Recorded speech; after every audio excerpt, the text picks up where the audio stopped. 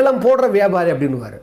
உடனே 10 கோடி டாலர் தரேன் அப்படின்னுவார் எஸ்.ஏ. அசோகன். அதாவது அந்த ஆராய்ச்சி குறிப்பு கொடுத்துட்டா அதை வச்சு நான் பெருசாக சம்பாதிக்க முடியும் அப்படின்னு. உடனே எம்ஜிஆர் எழுந்துக்குவார். ஒரு அற்புதமான டயலாக், கே. சொர்ணம்னு எழுதினவர் அவர் பேர்.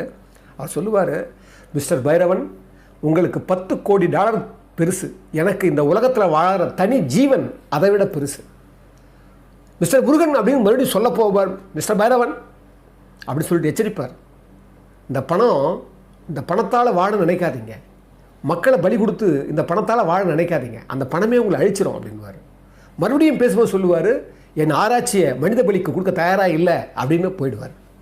ரொம்ப அற்புதமான, அதுதான் சொன்னேன், இந்த உலகத்தில் வாழ தனி ஜீவன் எனக்கு அதை விட பெருசுன்னு ஒரு சினிமாவில் சொல்லியிருப்பார் திரு எம்ஜிஆர் அவர்கள். அவர் வாழ்க்கையில் கடைப்பிடிச்சார் பாருங்கள். அதை தான் சொல்ல போகிறேன்.